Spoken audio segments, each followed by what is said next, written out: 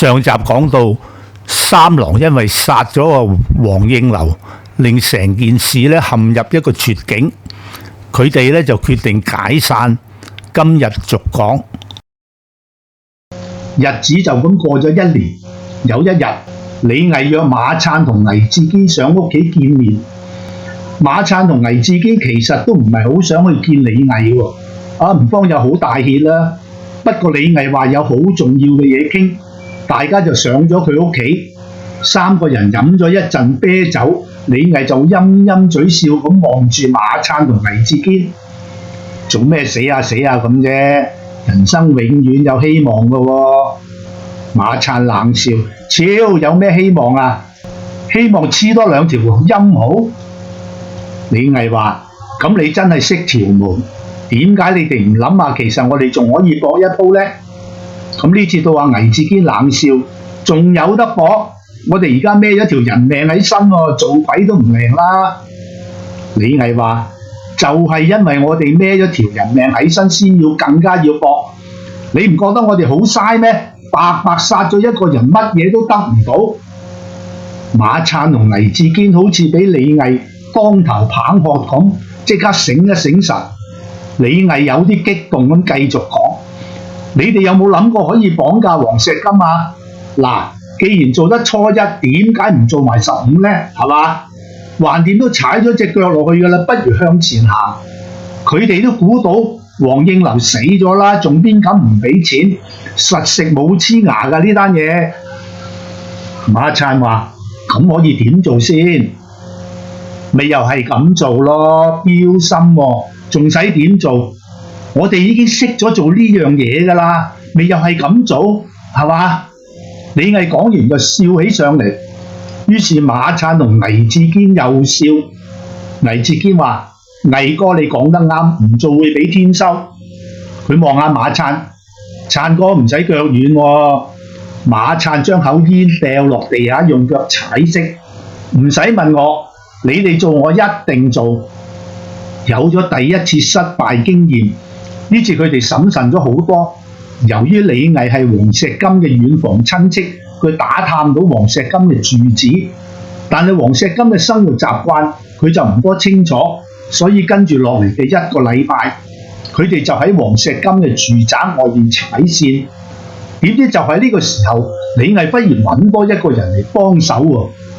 呢個人叫做蛇仔成，亦都係坤哥嘅門生，同李毅好熟。幾年前蛇仔成介紹過一個女人俾李毅，雖然後來散咗，但係李毅一直都好感激蛇仔成嘅。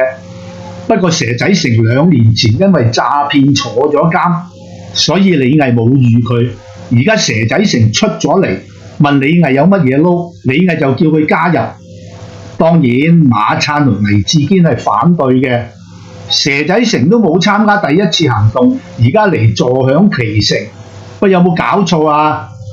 不過李毅就提出蛇仔成會分少啲，50萬分成3份半，蛇仔成只會佔半份。馬燦同倪志堅唔想同李毅有咩衝突，李毅係等於係佢哋嘅大佬，兄弟齊心最緊要，所以大家呢就達成咗共識啦。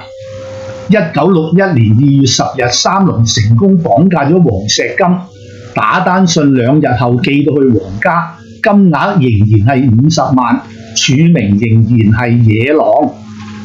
談判嘅過程係同第一次咁艱辛一樣嘅。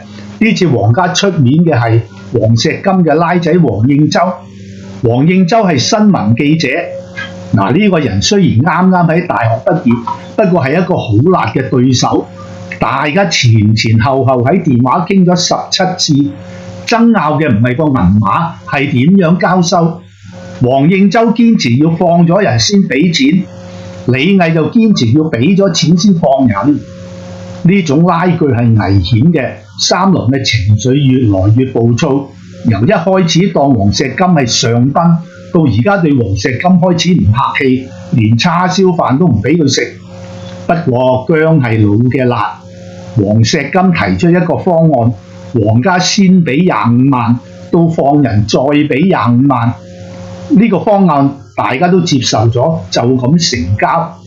三郎分咗錢，不過佢哋都有一個共識，就係盡量低調，啲錢擺喺床下底唔好使住，要等件事過咗氣先攞出嚟使。三郎就咁過咗2-3個月太平日子，跟住就出事啦。出事嘅就係蛇仔成。蛇仔成係一個大情大性嘅人，佢有一個一齊喺元朗長大嘅兄弟鬼仔福。鬼仔福見到阿蛇仔成使錢好疏爽喎，就問佢：你做乜嘢突然間咁富貴啊？蛇仔成本來唔講嘅，但係佢飲大2杯就講晒出嚟。呢個鬼仔福係條花必友嚟，佢有個貪錢嘅女朋友，成日嫌佢冇錢，佢求婚，個女仔就話：如果鬼仔福可以買一粒5000蚊嘅戒指送俾佢，佢就嫁。鬼仔福竟然一口就應承咗。喺嗰個年代買層樓都不過係幾萬蚊啫嘛，5000蚊真係好多錢。但係佢太中意個女仔，佢約咗蛇仔成出嚟飲酒，話同佢借1萬銀。蛇仔成梗係唔肯啦。鬼仔福話：你冇得唔肯，我知道咗你標心，你唔借俾我，爆你大鑊。蛇仔成真係呆咗，佢望下鬼仔福，鬼仔福個樣係認真嘅喎。佢拍台：你老母，你咁樣玩鳩我，你係咪我兄弟嚟啊？鬼仔福又拍台：我冇玩鳩你，嗰年你孭條貴利數，係邊個掟錢出嚟同你找咗佢啊？你老尾你而家發咗一笪，叫你度住多少嚟都唔得。你唔好提上次嗰筆數，我找咗俾你啦，我一樣會找俾你一皮嘢，等我同條女結咗婚，我慢慢還俾你。蛇仔成冇再出聲，佢諗咗一陣，佢話：聽晚嚟我屋企打邊爐啦，我俾你。鬼仔福冇再出聲，佢默默咁斟咗杯酒俾蛇仔成，又斟咗杯酒俾自己，大家乾咗杯。呢一晚，蛇仔成越諗越唔對路，佢漏夜走去揾李毅。李毅聽佢講完啊，嬲到拱咗成張台，一巴聲落蛇仔成塊面度。我真係好後悔啊！真係好後悔俾你加入，而家賴嘢啦，成件事遲早通天㗎啦。我哋等坐監啦，唔止坐監啊，殺人啊，死刑啊！呢次真係俾你累到雞毛鴨血啊！蛇仔成俾李毅一巴聲，佢跌咗落地下，不過佢好快就企翻起身。毅哥，你唔使驚，我諗過㗎啦。不如懟冧佢咪得咯，殺咗佢就冇事啦，係嘛？毅哥，我講真㗎，李毅指住蛇仔成：你個仆街仔，我狼心狗肺啫，你仲狼心狗肺過我。鬼仔福係你好兄弟嚟，你殺唔殺得落手啊？蛇仔成好大聲咁話：佢而家要挾我喎，我有咩事做唔出啊？冇第二條路㗎啦！呢件事我做錯咗，我會做翻啲嘢，不過我一個人做唔到。李毅冇出聲，過咗一陣佢話：好，我幫你。你殺過人未啊？你到時唔好手震喎。蛇仔成個心啪啪聲咁跳起上嚟，佢大力拍咗一下心口：死咪死，我監都坐過，我驚咩啊？第二晚，鬼仔福嚟到蛇仔成屋企，佢心情有啲輕鬆。雖然佢知道蛇仔成唔係好想，但係佢食硬蛇仔成嘅。點知佢一入屋就俾3個人撲出嚟撳咗佢落地，蛇仔成就喺個凳底度抽咗把刀出嚟，佢大嗌一聲就飆上去，一刀插落鬼仔福個心口度。不過佢手震插唔入，把刀又跌咗落地下，佢又大嗌一聲執翻起把刀，呢次佢捅落鬼仔福個喉嚨度，連捅咗7、8下，鬼仔福就冇再掙扎啦。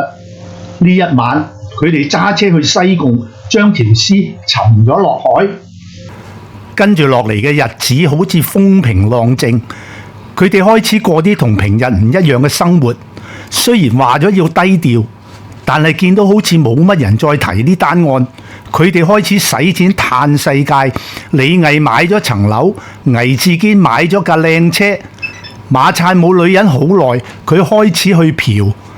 佢喺電影圈咁耐，要揾靚女唔難嘅。呢啲靚女成日恨同有錢人上床，而家馬燦就係嗰個有錢人。不過佢哋4個人嘅感情已經唔同咗。李毅、馬燦、倪志堅依然係好兄弟，蛇仔成就唔再係。佢哋怕咗蛇仔成呢個人會累佢哋，疏遠佢好啲。事實證明佢哋咁諗係冇錯嘅。冇幾耐，蛇仔成又真係累佢哋，呢次真大鑊，一鑊熟，差人就咁破咗案。個起因咧，講來講去又係一個貪字。蛇仔成有個兄弟叫做黑仔明，黑仔明打算喺油麻地搞間雞竇，溜蛇仔成入股。蛇仔成諗住呢種生意係穩賺噶嘛，就將全副身家擺晒落去。點知黑仔明攞咗佢啲錢咧就失咗蹤。佢綁架黃石金揾翻嚟嘅錢就咁一鋪清袋。佢越諗越唔忿氣，筆數睇白追唔翻噶啦。佢諗到冇嘢好諗，佢而家唯一可以揾翻啲錢嘅方法就係去揾李毅講數。其實李毅冇爭蛇仔成錢嘅喎，綁架黃石金嗰啲錢，李毅已經找清楚俾蛇仔成噶啦。依據大家嘅協議，蛇仔成係分半份嘅啫。但係而家蛇仔成覺得自己好唔抵，佢一樣出咁多力，點解人哋有一份，自己得半份？佢唔去諗人哋之前已經有咗一次行動，仲殺咗個人，而佢係後來先加入嘅。總之佢覺得自己唔抵，人到冇錢就係咁，乜都夠膽死。佢要去揾李毅追數。李毅仲住喺龍翔道間村屋，佢層新樓未入得伙住，呢一晚好凍。蛇仔成去到李毅屋企，就見到佢哋3個人喺度打邊爐喎。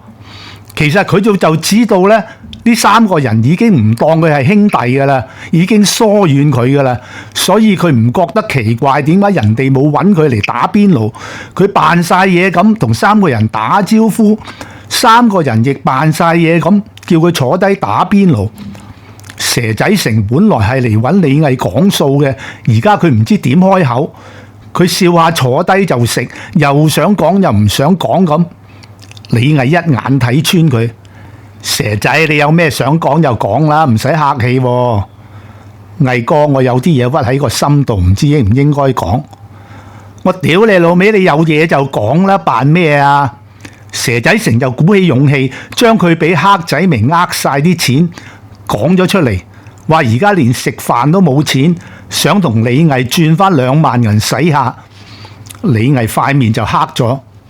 嗱，蛇仔，做人要知足，你嗰份錢我俾晒你噶啦，你自己俾人呃晒啲錢係你蠢，唔好叫我嚟幫你埋單好冇啊？蛇仔成開始激動，我要攞翻我嗰份啊！毅哥，我出力一樣咁多，點解我要攞少啲啊？我唔理你哋之前做過乜嘢，殺過乜嘢人，我就係要攞翻自己嗰份。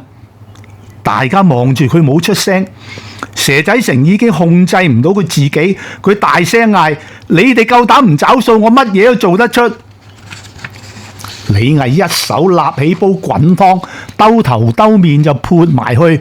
蛇仔成雖然閃得快，都俾啲滾湯淋到成塊面都係，佢慘叫一聲轉身就走。